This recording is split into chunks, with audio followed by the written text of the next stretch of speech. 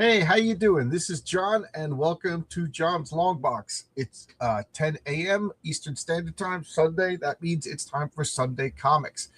So, in case you missed it yesterday, I did Avengers Assemble, 10 a.m., and that's going to be a thing, provided work or whatever doesn't get in the way. So, Saturday and Sunday, 10 a.m., I'll do Avengers on Saturday, X-Men on Sunday for the time being. Uh, let's get going. So this we're getting into some real. I mean, we've been talking about some great X-Men comics, but we are getting into what I think is some of the most memorial comics ever made. This is from my collection. You can see, even as a kid, I was pretty obsessive about keeping my comics in good condition.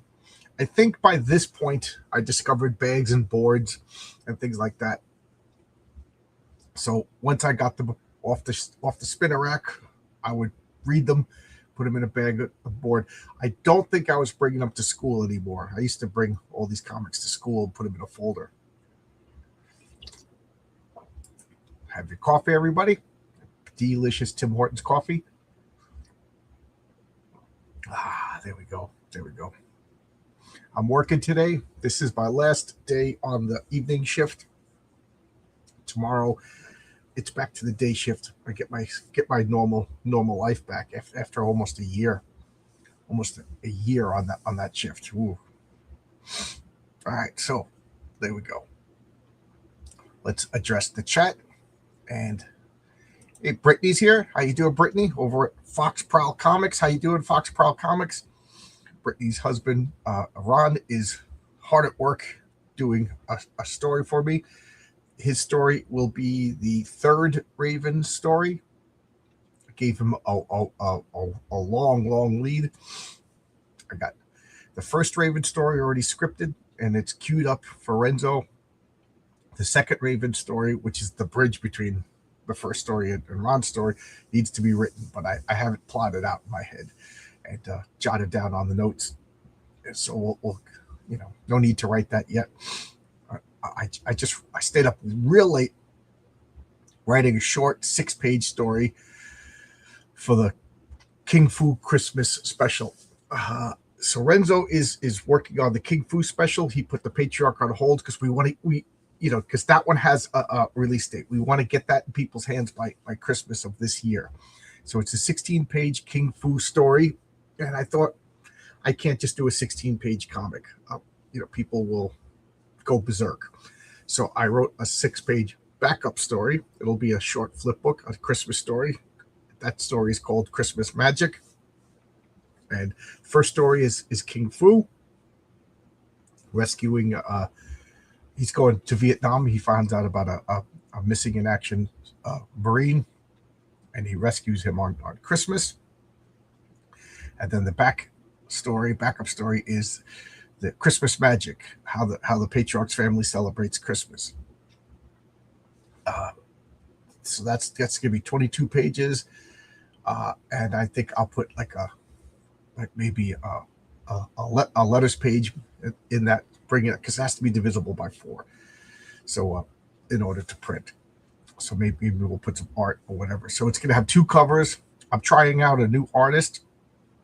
The new artist will do 1 page, and then I'll make my judgment whether or not to stick with that artist or not. But I like the art. It's very, very cartoony style. And if it works out, I already have another story in mind for this artist. So this is kind of a tryout 6-page story. I really like the story. And I'm I don't know, filibustering while people fill in. Let me take another cup of coffee. Let me take another cup of coffee. That's good. That's good stuff. And we got Zach Tan over here. I am having a blessed Sunday. Woke up early, made some coffee, played a little Civilization, and now I'm doing my Sunday comics. So the Jerk Classic. Oh yeah, here we go. I love that Brainiac avatar. Ben Samar, voice actor. How you doing, Ben? You got it, Brittany. Tell Ron I said hello. How's it going? And Oscar's here. Oscar's the colorist. How you doing, Oscar? And Oscar, I'm going to keep it quiet, but Oscar might be drawing a story for me in the future.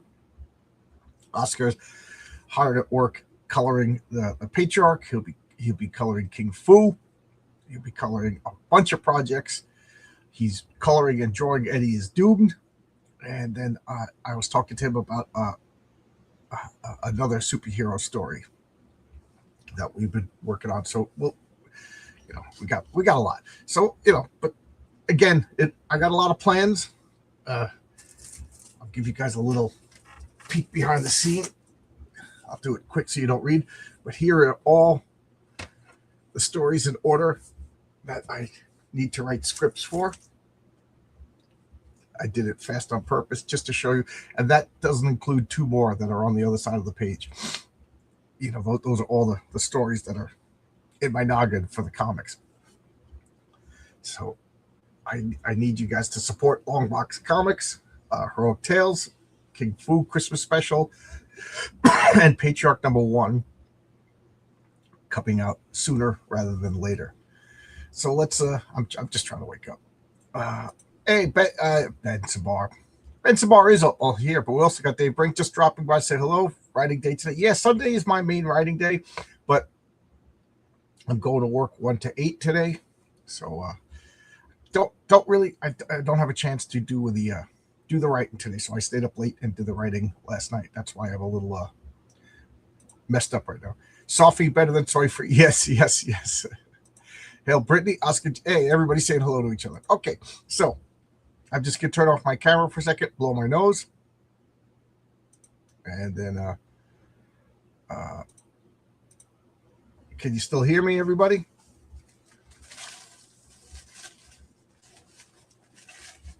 Okay. Nobody needed to see that. And let's begin. Yeah, get that overtime. Yeah. I think there's going to be lots of overtime going on, but I'm not going to be on this late shift anymore. So it shouldn't really affect the channel anymore. So let's look at this cover. Just check it out. Just glorious. John Byrne, Terry Austin cover.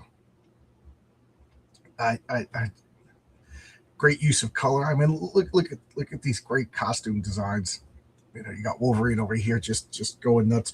And again, you don't really get to see Wolverine stabbing much. I mean, that is his power. His main power is claws pop out of his hand and he stabs you. And for a guy who has stabbing powers, he very rarely gets to do it. So it's good to see him cutting loose. Colossus throwing a big. Is it a robot? Is it a man? We'll find out. And then Storm.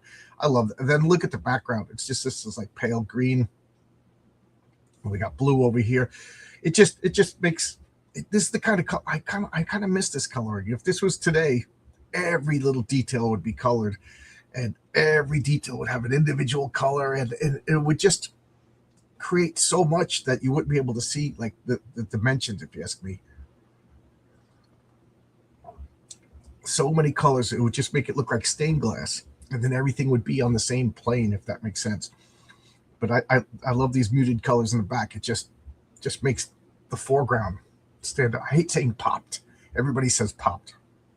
It just makes everybody stand out more. But let's take a look. Oh, from this point on, the comic, the chat.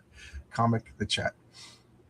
I can't believe I missed Proteus. Yeah, he's been talking behind the scenes. I can't wait for Proteus. I can't wait to. And then he missed it. Excited for more Longbox comics. Me too. And I can't wait. Thank you. That means the world. Right now is kind of a slow period because Renzo is drawing everything, and there's only one Renzo. So Renzo's got to draw King Fu. He's got to. There's nobody else, And then Renzo's drawing the Patriarch, and then after that, the next story is Renzo's got to draw the Mary Sue. So I'm hoping by that I'll have other stories by all the other artists complete, and we could make Heroic Tales. So my plan is for Heroic Tales to have one Renzo story and then one other artist story, so we could do more. And Oscar sent me a couple of really good artists that provided we do well enough to take on other projects. That's a big if. I have plans for them too. I'll reach out and talk to them, see if they're interested. I'm assuming they're interested. All the Phoenix Savage covers, we do a poll on which one's the best. That's a good idea. I thought OT still for Old Testament. Overtime. Hey, how you doing? Good morning. I think the rule is that you can stab someone as long as they weren't human. Yeah, pretty much. All right, so let's begin. So, God Spare the Child. Okay, so by Chris Claremont and John Byrne. So this is, if you can see this right here, it says Chris Claremont and John Byrne. So John Byrne, Chris Claremont, they're just getting full credit, and we know Chris Claremont's the writer. We know John Byrne's the artist. So that to me means that it was both plotted by John Byrne and Chris Claremont, and this is not to slide on Chris Claremont, but like, this is the peak right here. This is the peak, not just the peak of the Byrne Claremont years, but the peak of the X-Men and the peak of comics. And John Byrne doesn't get enough credit for his writing. I mean, after Byrne leaves, X-Men just turns into whining and identity politics. But while John Byrne is part of the team, it's adventure, it's superheroes, a little bit of identity politics, but it's just so good. Okay, we got Terry Austin inker, Tom Wojciechowski letterer, Bob Sharon colorist, Roger Stern editor, and Jim Shooter editor-in-chief. So we got here a splash page, the X-Men. I just like the moody set. We got the lights on, we got shadows over here, so we already know it's dark. And then this odd coloring choice. All the X-Men, the Blackbird is colored. We got the lights on. And then it's kind of interesting because this light is so bright, it's just washing everybody out in brightness. I just like Oscar, you're a colorist. What are your thoughts on this panel, the coloring on this panel? I mean, it works for me. I'm just wondering, like, Oscar's a wonderful colorist. He's colored for Marvel before. So, what's your take on this? I think it works good.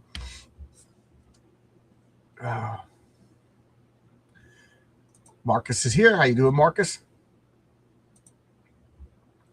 Don't run past that air gun advertisement. First page. The woke ladies at Marvel would melt if they saw it. Oh, yeah, good call. Look at this. This is worse than a BB gun. It's an air pellet gun, and the air pellets, it's the same as. Oh, this is a BB gun. Okay, this is BB gun, but is it? Yeah. So there's pellet guns and there's BB guns. And pellet guns have a little piece of lead with the little concave at one side so that the air could maximize the air pressure. And they're the same size as a 22. A little slug like a 22, and you pump it up, and then shoot. Wow, man, that hurts. We used to shoot each other. What do you want me to say? This is a BB gun. So, like a Red Ryder. But look at that, right at first page. Kid with a rifle. This is America in the 70s.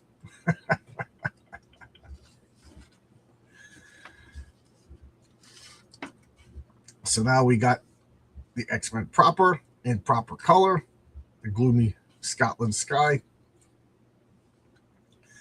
And we got an exit right here. So Cyclops is saying goodbye to Banshee.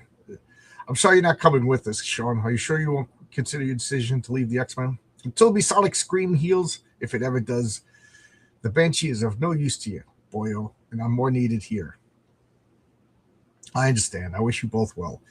So, interesting. We got spoken over here, and then we got thoughts. So, I love thought balloons. I include thought balloons in my comics. Thought balloons are great. When we destroyed Proteus, both Myra's son and her husband died as well. She knows we had no choice, but still, that kind of hurt goes deep, and she'll be long recovered, and she can't do it alone. So, little recap there.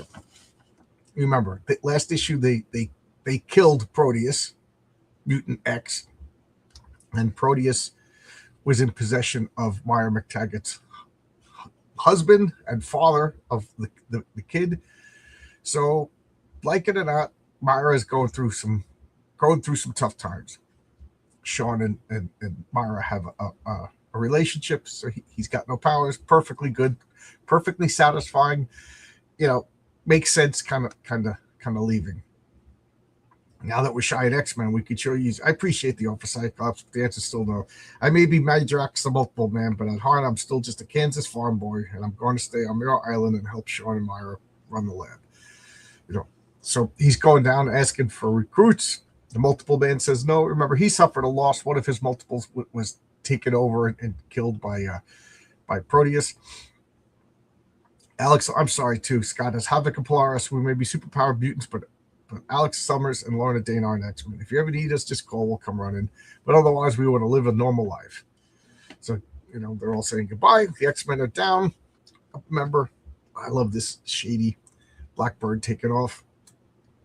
Interesting. So I'm just wondering, like, this panel, the backgrounds are not needed. It's the Scotland gloom and everything like that.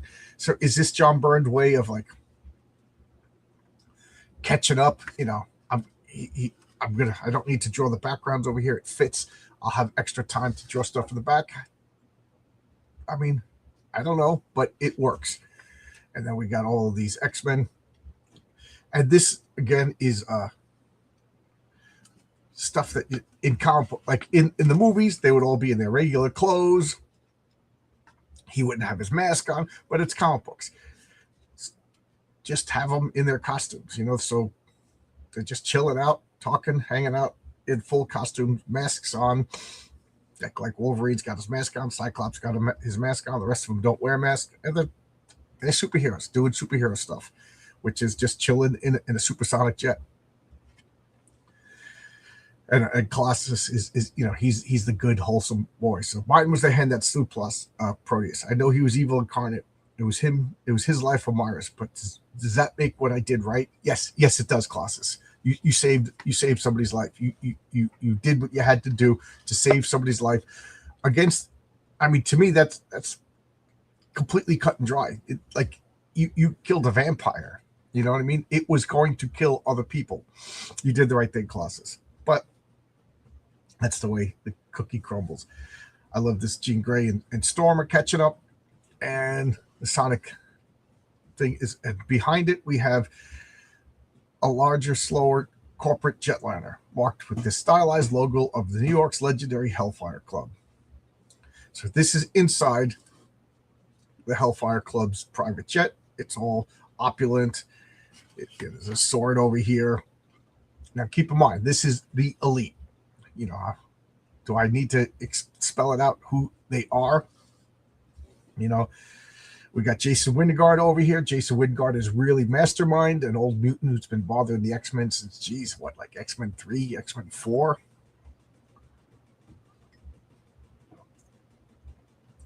And this is like the servant. Each time it becomes easier to touch Jean's mind as a psychic rapport grows ever closer. And why not? I'm merely giving her a taste of some of her innermost forbidden needs and desires. Within her angel soul, as in all souls, lurks a devil, a young counterpart to the surface, the yang counterpart to the surface yin. So he has it, as of right now, it's unexplained how he's doing this, because Mastermind has the ability to create illusions. That's his mutant power. But now he's telepathically invading Jean Grey's mind, Phoenix's mind. How? We don't know yet. I mean, I know I read the comics, but we don't know yet. So now he's projecting illusions directly into her mind. He's messing with her, He's, corrupting her. He's a piece of crap. He's the worst kind of villain, you know what I mean?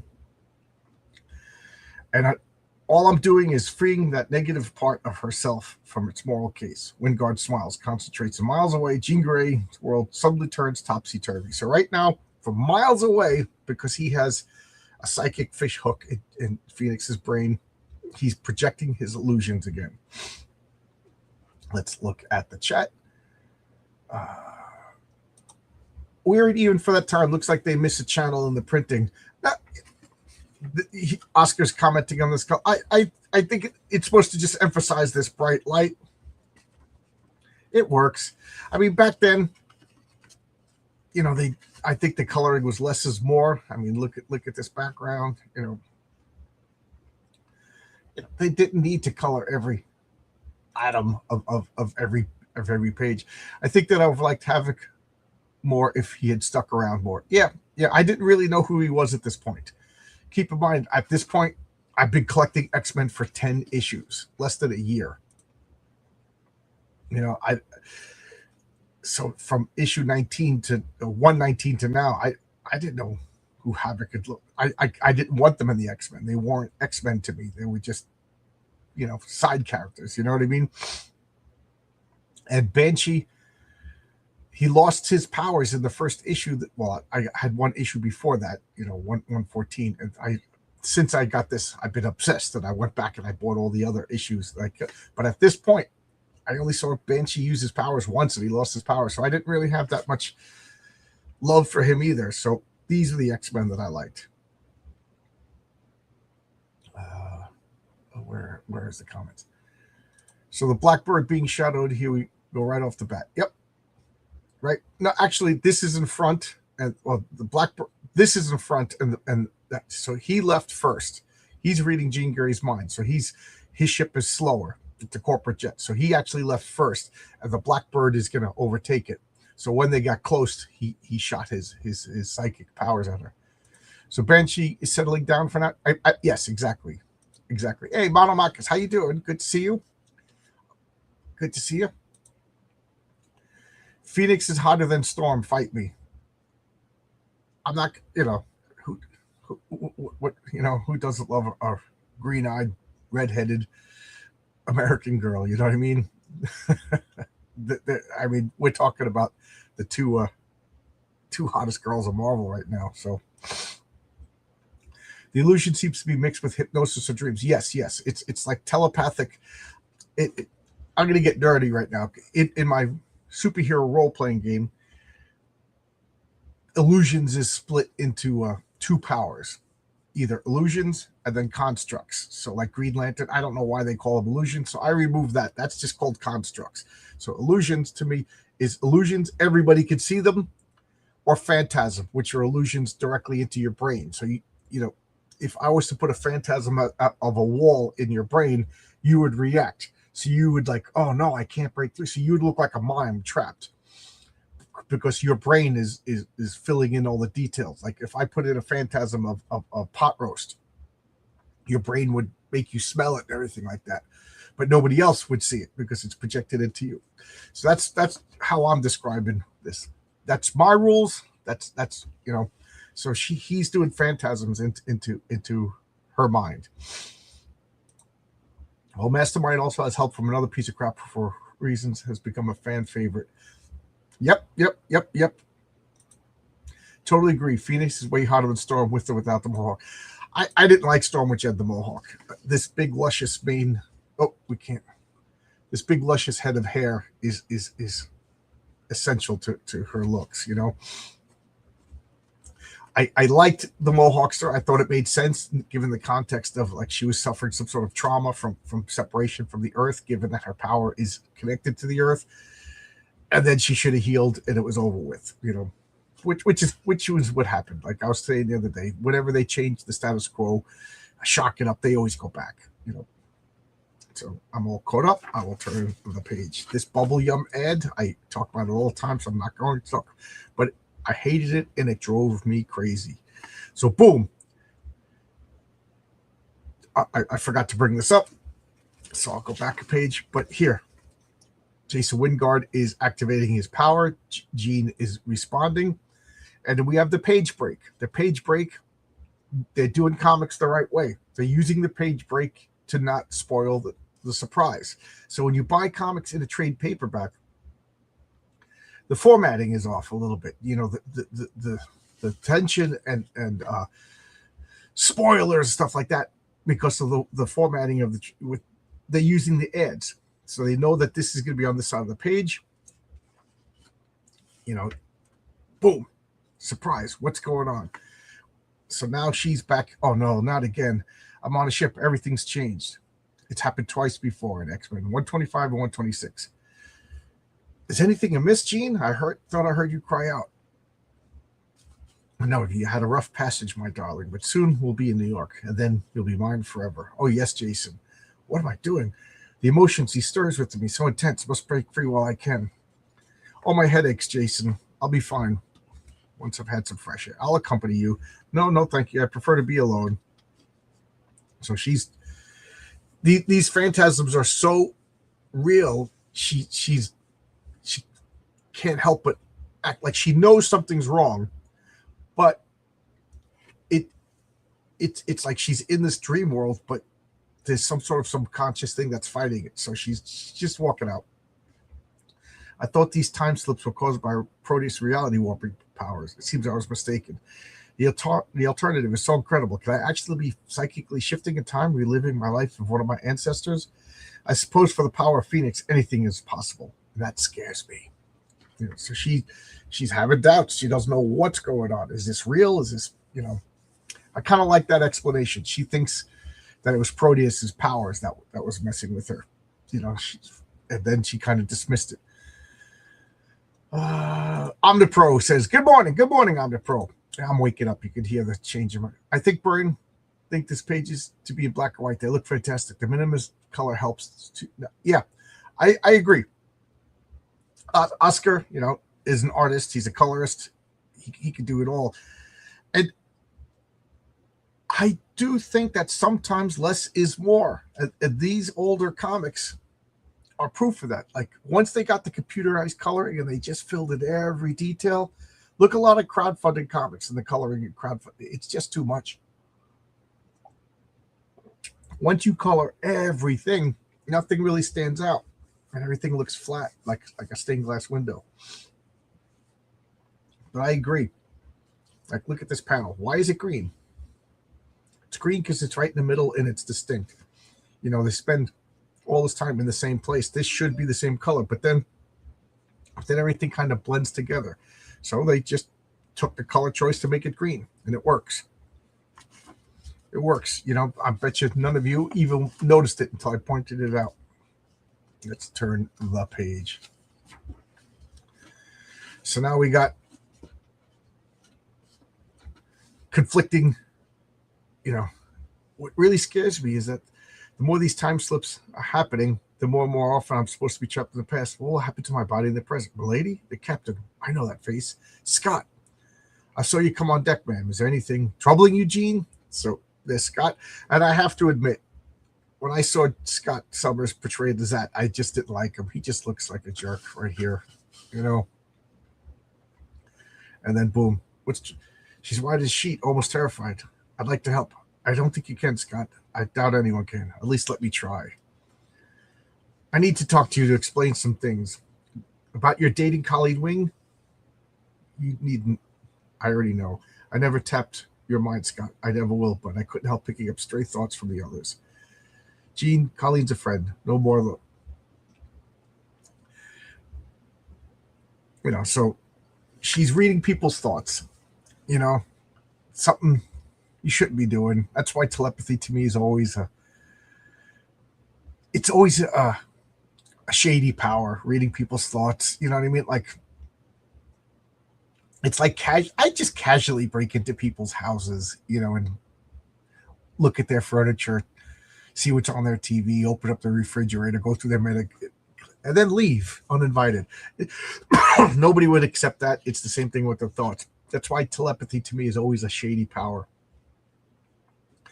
And then Cyclops is being, you're lying to a telepath. You said out loud. Now, is this like a few times that he's like lying to himself? That he's like, I'm surprised. I don't feel anything. Jean Grey's dead. And he's, Colleen Wing gave him a key to her apartment. You know what I mean? They were macking on the airplane on the way to Japan. Like, and now she's just a friend. I don't like that. Just admit the truth. Just like, I thought you were dead. I've done a lot of thinking since your death in Antarctica. I haven't much linked to some of the things I've learned about myself. And here we got the romance. Look at the background is minimalist. All in all, I'm gonna read this because I just want to see. I don't remember this word for it, so I'm gonna read this to formulate my thoughts. All my life, it seemed that every time I turned around, I was losing people I loved. My folks, my brother Alex, the few friends I made at the orphanage. Each time the loss hurt. Losing you was the loss I couldn't take. If I allowed myself to feel anything, the grief would have broken me, maybe killed me. When I thought you died, it was like my mind shut off. I felt nothing. Gene, you're everything to me. Necessary is the air I breathe. I used to say I love you without truly knowing what it meant, but now I know I love you. And they make it out. So I don't know. I just Gene's not around. He doesn't feel anything. Gene's around. He's over. That's just grist for my theory of Scott's been manipulated by telepaths his entire life. That's my fan story, and I'm sticking with it. And as an aside, as a guy, I can't help but notice Gene has got no butt. She's a stick over here. You know what I mean? There you go. No butt.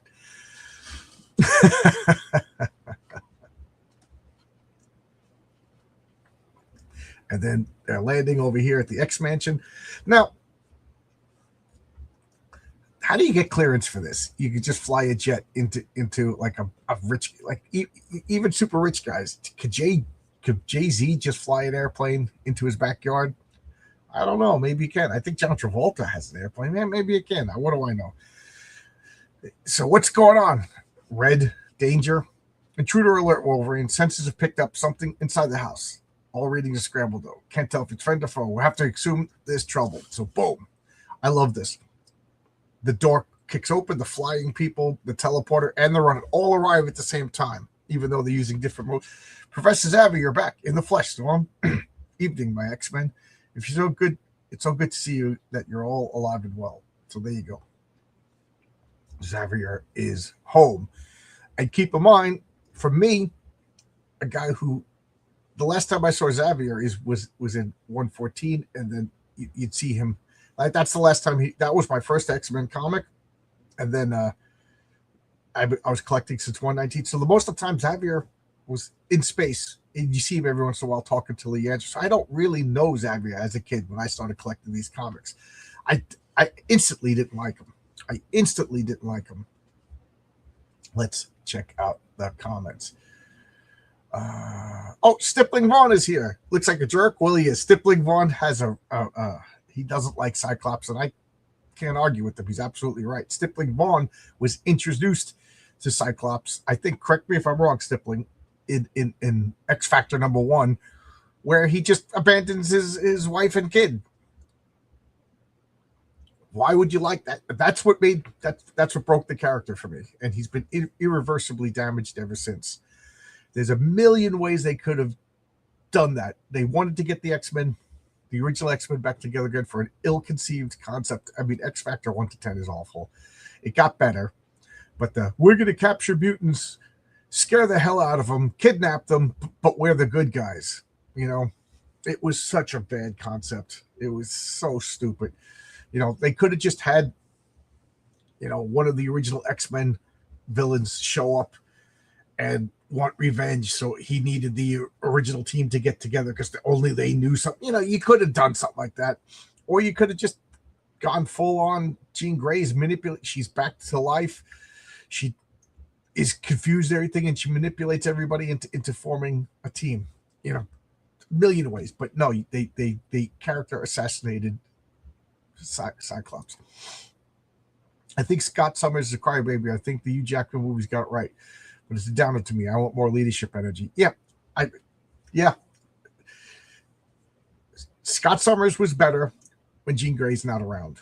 There's no other way to say it. As soon as Jean Grey shows up, he's a whiny cry, which is part of my fan theory that he is completely manipulated by telepaths.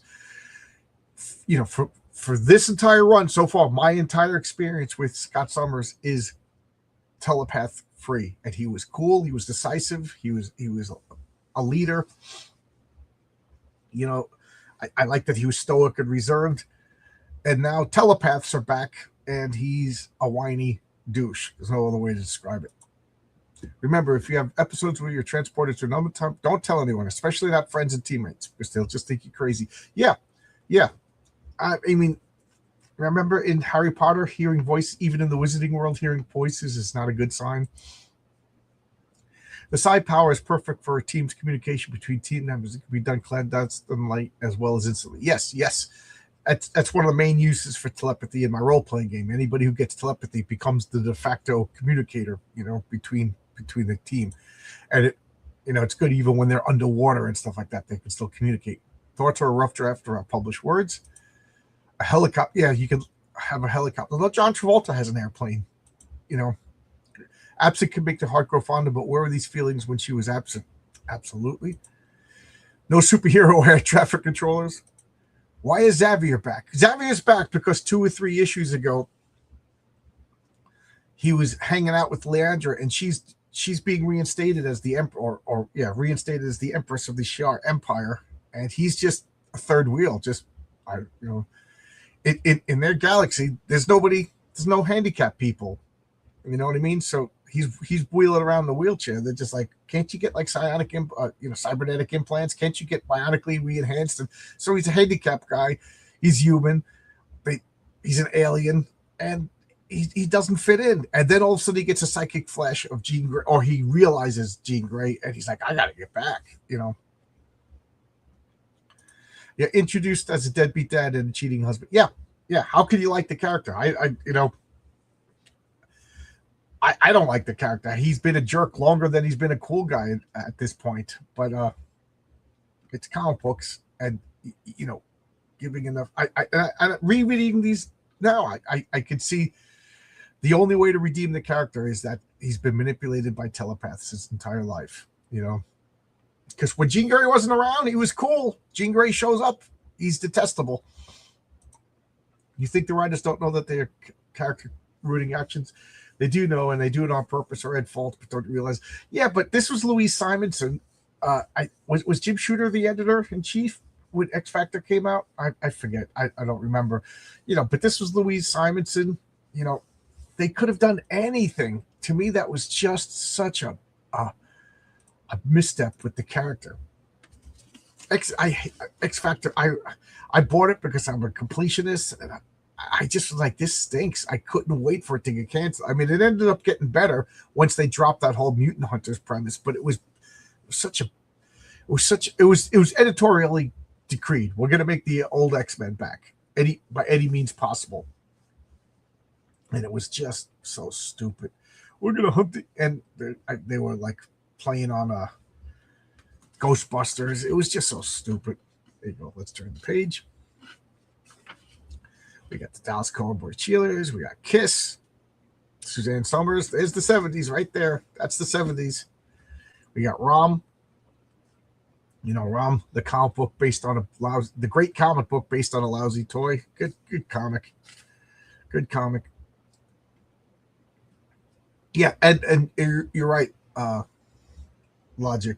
The scary Dire-Wraiths with the tongue barbs, those were the females. I got it mixed up. The original Dire-Wraiths were just like puffy doughboys. They were kind of silly. Yeah, and they were the science ones, and the females were the sorcerer ones, the cooler ones. So now a few days go by. Xavier's in charge. The X-Men are back to AR. We got Idyllic Fall. Jean Grey and Scott Summers are having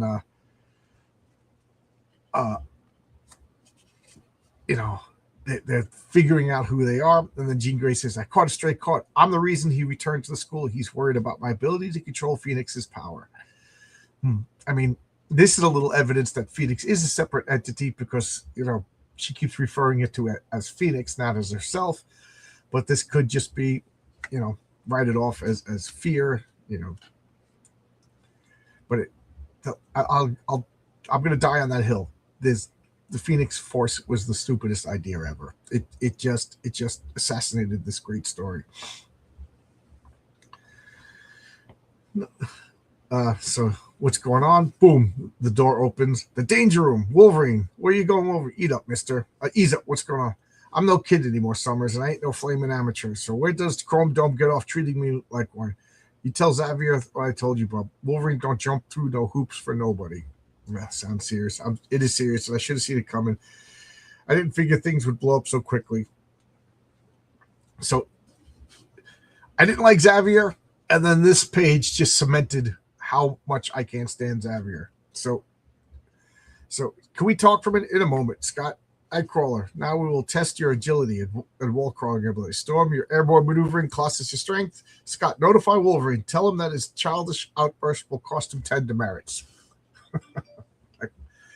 He goes, 10 or 10,000, Professor. I doubt they'll mean anything to Wolverine. He's a grown man with years of experience in training and the use of his powers. The same is true for Storm, myself, and Jean. The original X-Men were teenagers with no idea how to cope. We're not teenagers. You can't treat us like one. I tried that and it failed. I am not you. No, sir, but you haven't had much contact with the X-Men since you formed the team. I've lived with them, worked with them, fought with them. First and foremost, we're individuals. We can mesh into the same. We can't mesh into the same kind of team as the original X-Men because we're not the same type of people. Forgive my bluntness, Scott, but to me, that betokens a failure of leadership on your part. This anarchy is a result of your failure to teach those mutants how to be a team. Professor, we are a team. Quiet. You're correct. I've been remiss in my duties. I haven't taught the new X-Men.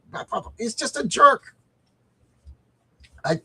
From this point on, Xavier has been, I just don't like him. How do I teach him? How do I reason with him? Cerberus contacted alarm. My mutant device has discovered a new mutant. We'll continue the discussion later. So now there's a new mutant going on. And potentially quite powerful.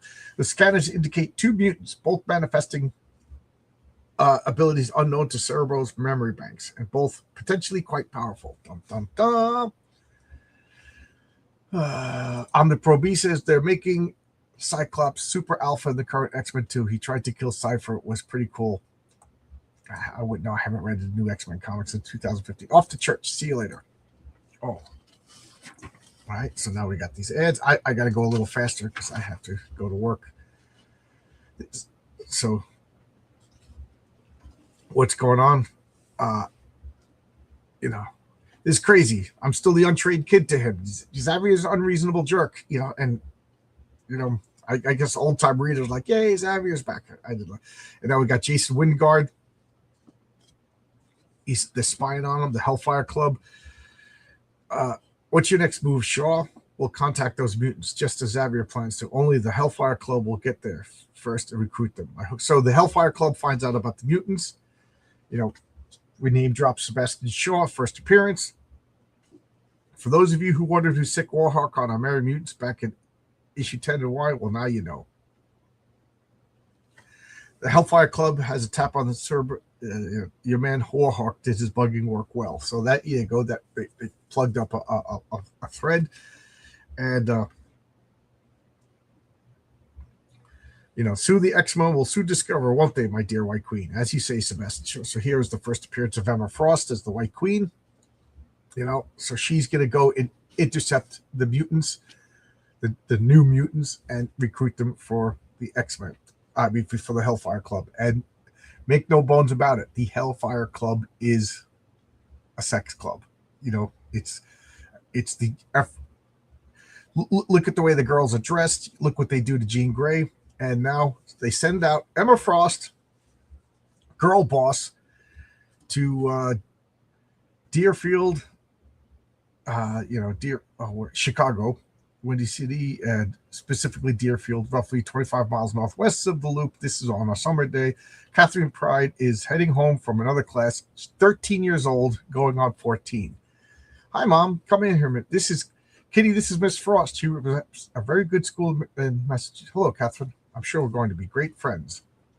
So this is the first appearance of Kitty Pride. You're right there. I had another one of those darn headaches. You go upstairs and lie down. I'll bring you some aspirin in a minute. So I don't need aspirin. I need a new head, blah, blah, blah. Here's her bedroom. John Byrne was saving the details for here. And look, here we go. What is Emma Frost doing? She's grooming a 13-year-old girl, or attempting to groom a 13-year-old girl. Look at her outfit. I don't want to say look what she's but the Hellfire Club they're already manipulating Jean Grey. They're already having Jean Grey do questionable things. This is Emma Frost. ladies and gentlemen. This is why she's a great villain. She's a great villain. And now she's the leader of the X-Men. Off to church. See you later. I've always liked Cypher's power is hella underrated. Yeah, I do like that power. The ability to understand and communicate in all languages. It really is an underrated, cool power. But it's not a battle power. Sometimes mutants have cool powers, the ability to understand every recipe and cook. You know what I mean? The ability to always have a clean house or something like that. Not every mutant power should be a battle power. Look at all these X-Men Star Wars toys. So cool. So cool. It brings back such memories. And now we got a headache. The headache is bothering her, but headache is bothering her. We got a Kiss poster over here. Kermit the Frog underneath. She's freaking out. It's hurt. And boom, she's in the living room. How did I get here? What are you doing, Mom? I came down for a glass of water and I snagged my. Are you okay? I'm fine. And now, I don't know what's gotten into the girl, Miss Frost. I apologize for you need Maury, and now we're crossing paths with Emma Frost. Now this is weird, bad choice if you ask me. The X-Men show up to recruit her for the X-Men. Why'd they bring Wolverine? So we got Colossus, Xavier, Storm, and Wolverine. Nice look at Frail. Something about her scent, though, raises my hackles on my neck. I wonder why. The father likes my school. The mother does not. I have to make sure his view prevails. So she's going to mentally manipulate them. Yeah. Well, look, here's Xavier and the X-Men right on schedule. From the School of Gifted Youngsters. Pleased to meet you. I'm Comrade Pride. Come on in. This is my wife, Terry. And unless I'm mistaken, that young lady up there is the one we heard so much. How do you do? These people are weird. That guy pushed the wheelchair is so huge, kind of neat looking. So right away, she's always been bisexual. She's macking on Colossus over here. She didn't say anything about Emma Frost or Storm. Your mom and I have business with, since you seem to be feeling a lot better. You seem interested in the trip to the ball shop with the students. So now she's, regular teenage stuff, hanging out with Storm. As far as I know, Kitty, you're one of a kind. Have you ever heard of the X-Men? So already they're establishing that she's super smart. The colored choices in the background are weird. And this I always like. Wolverine is over here. You can't really see, but it's he's reading the Playboy magazine, and Colossus is like, boom, But here, I always like this panel. This panel just always stuck out in my head. There's no comments, so I will turn the page. Oh, look at that. I love that ad. This is the first page of ROM comic book turned into an ad. This is the inspiration for that Eddie is Doomed ad that I made. Oscar drew it and colored it, and then I had Bill letter it, and it's supposed to be a page in every comic book introducing this crossover event, the Doomed Earth.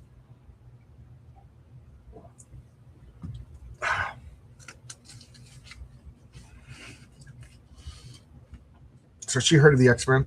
Sure, they're superheroes or something like the Avengers. They were just a big fight in Scotland. Hey, are you them?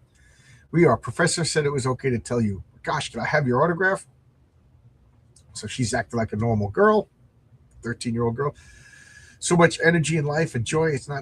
If not for an accident of war, we might have been like this at Kitty's age. Instead, I was alone walking across the Sudan. I haven't learned blah, blah, blah, blah, blah. In the desert, I almost died. Oh, he's looking at Penthouse. This ain't no library, fella. You want to read the magazine? Buy the magazine. I don't like being tapped, bub, or ordered around. I don't like people reading without paying. Want to make something of it? I thought you never asked. So Wolverine's just being a jerk. He's reading the Penthouse. The guy tells him, buy it or get out. And he's going to fight with this old guy. Big, powerful mutant, muscle X-Men superhero is going to fight with the guy, run a stationery store. And boom. What the flamin'? These big old freaks just busted. We found the X-Men. Take them. By the White Wolf, a flamethrower. I barely managed to change it to my armored form. and the shield the store owner from this blast. Even so, the heat is incredible. I can actually feel it. Fellas, I don't know who you are. Frankly, I could care less. But right now, you're the answer to Wolverine's prayers. Now, in Wolverine's defense, he's a psychotic freak, and he's annoyed at Xavier. So he's just can't control his feelings. So he's going to take it out on the shop owner. Now he has something better to take it out on. These robots, right? What are they? With the Flamin'? What does it say? Right now, I've been spoiling for a decent roughhouse. I'm obligated. I'm oblige you clowns for. Hey, my claws didn't even touch the creep. They got a force field. He's protected by a force field. And then Kitty over here, she's reacting. She phases through the wall. I'm outside. I push myself through the wall. That's impossible. I feel weird, dizzy. Never felt this way before. I have to stay. So I like this. She's overexerting herself to use her powers. She's not trained in it. It's like flexing a new muscle. You know what I mean? Her mutant powers is developing. So the 2 times that she used, and maybe she used it in the past, we don't know. It just takes a lot out of her. You know, it's draining. Just like Nightcrawler, whenever he teleported, he was weak for a while, and then you level up with training. I love that. I love logical consequences of like inexperience. Brittany says, I always thought Emma Frost was a good guy. Now, also, does anyone think Colossus should have been in the Deadpool movies, or should that role have been someone else? I don't think anybody should be in the Deadpool movies because they were terrible. The first one was good. The first Deadpool movie was good. The second one was a movie. It was a bad movie, but the third one was just a clip show. It was just like, hey, look. But I don't like Deadpool, so there's my answer. He's basically a metal juggernaut now. Yeah, pretty much. Yeah, I can't disagree. Who knows? When Wolverine fights is close, they have tendency to come out. Yeah, well, he needs to consciously will them out because he has fought with just his fists before, even in superhero battles. So he has to, like, you know, release them through his will. The panel of Rom coming through that rock is awesome. That's why I started collecting. But yeah, it's a great panel. It absolutely worked. Absolutely worked. It's funny because I love this comic. I read this comic over and over and over again. But now, like, observing it like this, I notice how sparse the backgrounds are. You know, like over here, he draws the backgrounds. Over here, you don't need it. Over here, you just did this spotlight. These are just great tricks to get a monthly comic book done. I mean, at this point, was John Byrne doing Iron Fist still, and Marvel Team Up, and the X-Men? You know what I mean? He's such a pro. We don't even notice how skimpy the backgrounds are because, you know, he's just killing it. And now we got C-3PO writing bad checks. You know, first prize is a car. Third prize is a Millennium Falcon. I don't know. Actually, it's a real car, I think. I love this panel. So Kitty's gone. She must have slipped away with this store owner and the other children. I'm glad she's safe. I wish I could say the same. I'm hitting this villain with all my elemental powers. Wind, rain, lightning. Yet for every attack, he has a defense. So, boom. Storm, listen up. Each of these gonzos seems equipped to counter our specific powers. Let's see what happens if we switch partners. I love that. I love that. That became like a staple in my role-playing game. We would, you know, if at this point my friend Carl was the game master or I was the game master, and Carl always had like goons that could adapt to our powers. And I'll never forget, because it used to be just a slog to fight these guys because we were playing Village Vigilantes full on, like every day when these comics were coming out. And after this panel, I just remember going, switch partners, you know, and everybody, because we would just, this is the guy coming at me, this is the guy I fought, you know, and it was a rough fight. Then we switched and we made short work of him, and I just never, Carl was pissed. You know, that's the funny thing is, like, I would have been like, yay, awesome, you came up with a cool way to overcome a problem, you know, but Carl was like, he played like he had to win. He was the game master. He had to win, and the way he won was he beat the players. I ended up like having a fight. Like, I don't want to play with you. It's not fun anymore. Wolverine's idea worked. I'll handle Colossus' forward and see what my lightning can affect the force field. So they're switching. Pleasant dreams, Tovarich. Kang. We've done well, my friends. I think even Professor Xavier would have been appreciating the battle. Perhaps I wish Scott were here. These men knew our powers and how to defeat them. Let's wake the suckers up and ask them. I think I could persuade them to talk. And then suddenly, telepathic force bolt, assaulting our mind, so powerful. I just love that. Now this is a perfect example of, is this too much? Is this overriding? Or is this just letting like this effect? And then this panel right over here. Is this word balloon too much? Because the word balloon is telepathic force bolt, assaulting our mind, so powerful. Like, this is just laying it on a little thick, but if that wasn't there, would people be confused? I don't know. The outcome is never in doubt. With a smile, Emma Frost, the White Queen, watches them fall. They're unconscious. Load them aboard the hovercraft. Yes, ma'am. Windigard was right. These young people know their business. But the Hellfire Club knows every fact, every parameter of their mutant powers, their strengths, their weaknesses, how they fight, how they think. That gives us an unbeatable advantage.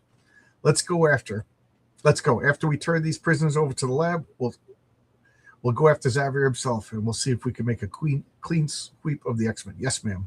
What about our 3 armored units?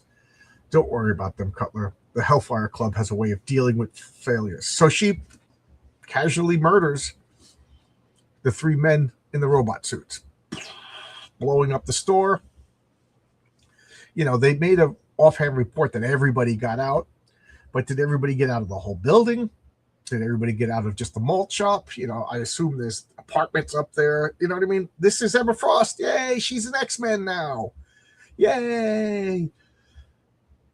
She grooms 13-year-old girls and she casually murders people. All for the Hellfire Club. And we still didn't see the worst of the Hellfire Club. That's next issue. I enjoy all the superhero movies, but we are the best kind to be a geek. They're not as bad as Steel, Catwoman, and the Rubber Ears. Yes, you are right. I mean, to watch the Deadpool movies were awesome. Awesome spectacles to watch.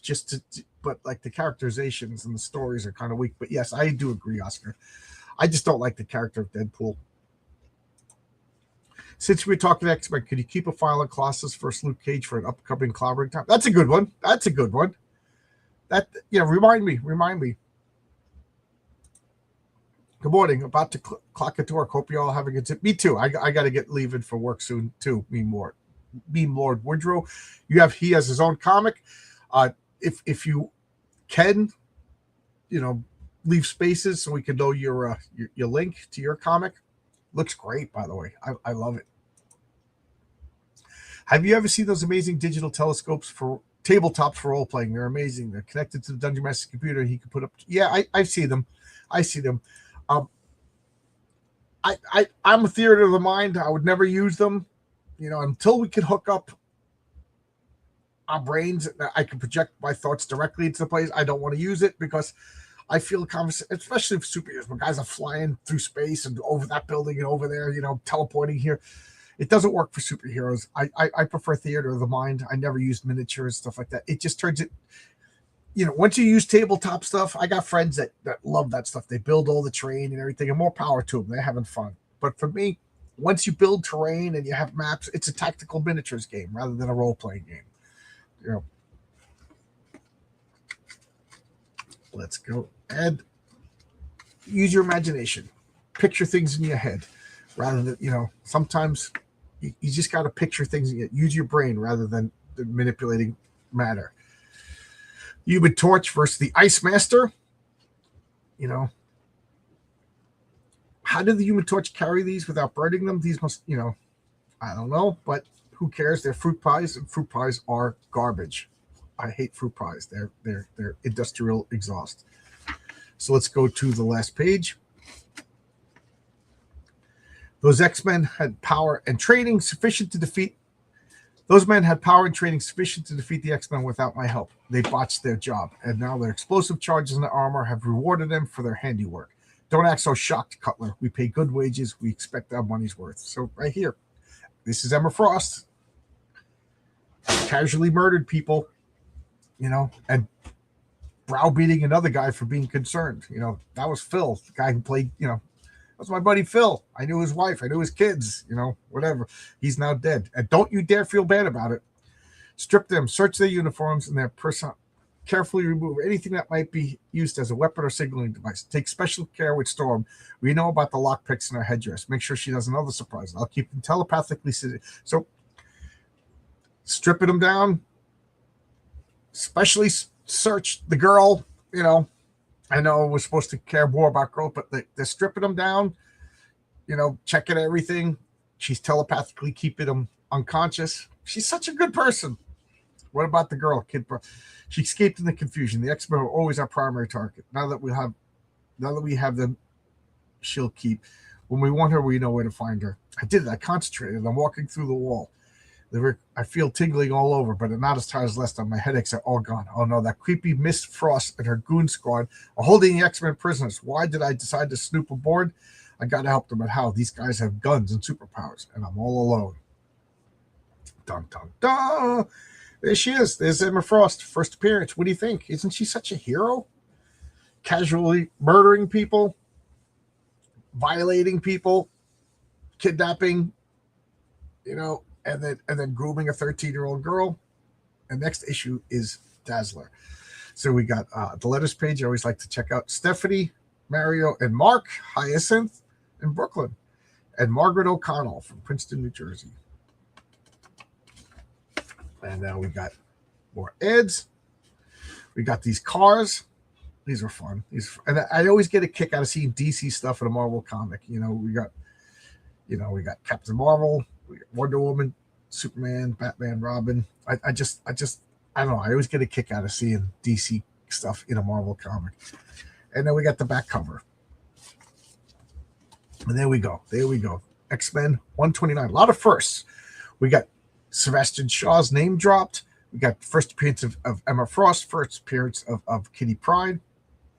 There we go. This is a big comic. I wonder what the price is. 1979, in case I didn't say the year. So there you go. What do you guys think? Emma Frost is not a good person, right? She's not a good person. And I've been saying it. She's the Ghislaine Maxwell of Marvel. She's everything Epstein and Maxwell would be if they were mutants. Maybe they are mutants. Who knows? So there you go. That's X-Men 129. We're getting into this is tops. This is the best comics you're ever going to read, if you ask me. What do you guys think? I only got a couple more minutes. I gotta get ready. I gotta be at work at 1, so I don't have that much time left to pontificate. But so, nothing else to say. I will say Heroic Tales 2 is still available. You can pick up Heroic Tales 1, Heroic Tales 2 on Fund My Comic. We're working on Bolt the Patriarch #1. I just got another page today. It's so good. It's so good. I had to show it to a few people. They were like, Renzo is amazing. And Oscar, you're watching the page that Renzo just sent you. He said, tell Oscar I apologize, because it is it's so detailed. It's so good. It's so good. So there you go, Oscar. And then we're gonna bang out the King Fu Christmas special. So the King Fu Christmas special is going to have 2 stories, a 16-page King Fu story, and then a 6-page Christmas with the Kellys. That's the Patriarch's family. That story is called Christmas Magic. That's 22 pages of story. And then I'll put in a letters page and maybe an ad for, the Fund My Comic store.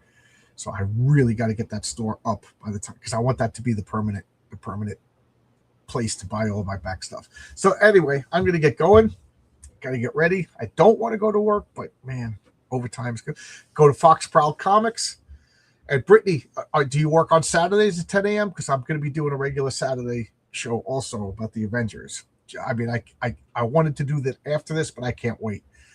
and you're going to see two of my favorites. You can see John Byrne's art, and you're going to see George Perez's art.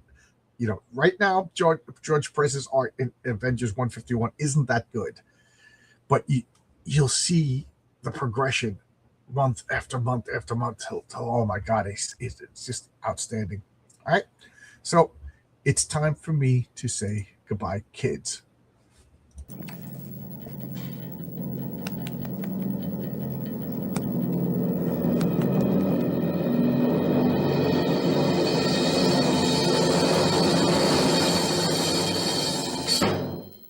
Goodbye, kids.